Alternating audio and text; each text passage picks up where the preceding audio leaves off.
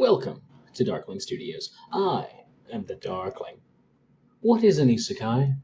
As someone whose guilty pleasure is the genre of anime, I believe I am uniquely qualified to discuss what is or is not an isekai. There's a lot of different and sometimes contradictory examples of what is or is not an isekai, and I know not everyone agrees with me. But what do I care?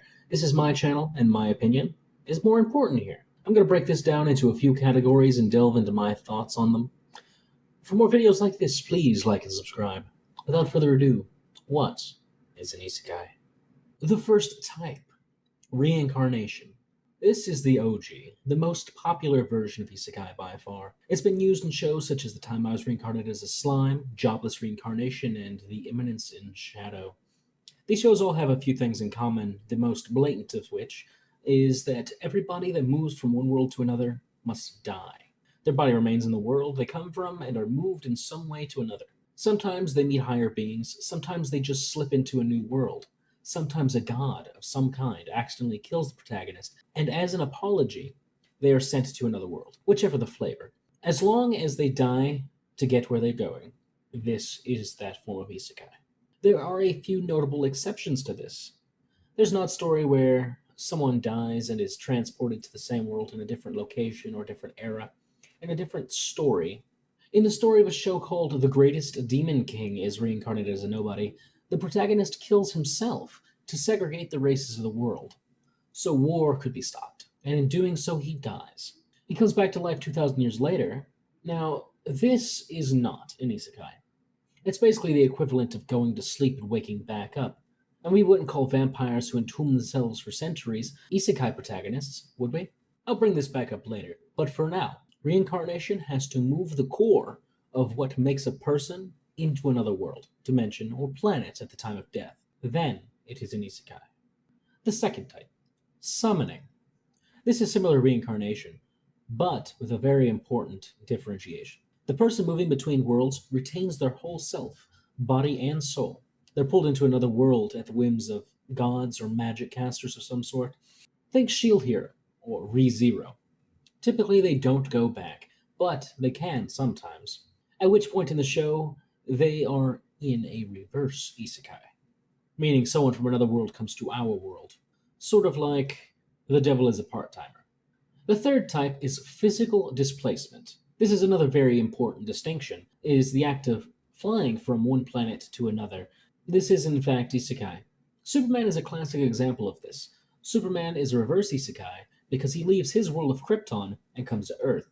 He even gets superpowers granted through the displacement, making Superman one of the most popular reverse isekai stories in the world. Things like Star Trek, Star Wars, even things like Dragon Ball Z are isekai, because the journey to Planet Namek took them to another world. This is one of the most underappreciated forms of isekai in my opinion, and one that most people argue about. Like, when I say toast with jelly is an open-faced sandwich. It's true, but a lot of people don't like the fact. Or that Pop-Tarts are ravioli. You know it's true. But many people say that isekai requires a supernatural element, a teleportation or different dimensions being crossed. But this is simply not the case. How do you know that the world of the slime isekai isn't just a few galaxies over? If that was the case, would you not now consider it an isekai? Even though it follows every set rule of the genre. How about Star Trek? The transporters are just magically explained in a different way. It has a different flavor, sure, but people beam aboard the ship, they travel across the galaxy and beam into another world. Just like moving into a god's dimension and then being transported to another world. The world of Halloween Town does the dimension hopping thing. And sure, it's an isekai, but it would have been one even if Halloween Town was just on the moon or something. The fourth type, time travel. This one's muddy, and it contradicts some of the other classifications sometimes. But time itself is just another of the ways we define the world. And I believe the line that denotes what is or is not an isekai when it comes to time is more subjective. Personally, I believe that a time travel story can be considered an isekai when a certain level of change is reached. I have no hard rules for this, but let me give some examples. Harry Potter. The time turner sets you back in time a short way, and nothing is different. In fact, you cannot even change the course of events that led to you using the time turner in the first place. This is not an isekai, which I'm sure everybody agrees. The Planet of the Apes, however. After leaving Earth for a few centuries, they arrive to an Earth in a post apocalypse, where humans were killed off and the topography of the Earth and every location in it has shifted and warped, to the point they don't even recognize it as their own planet. This is an isekai. Why? Because the world they left is no longer the world they're on. It's the classic story of the ship of Theseus. If you replace every plank, one by one, where none of the original remain, is it the same ship? Well, I say no. It's not.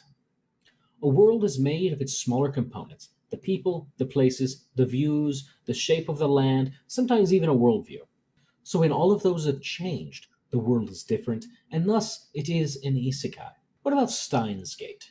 He travels through time over and over for weeks. The world may change somewhat, but most of it remains the same.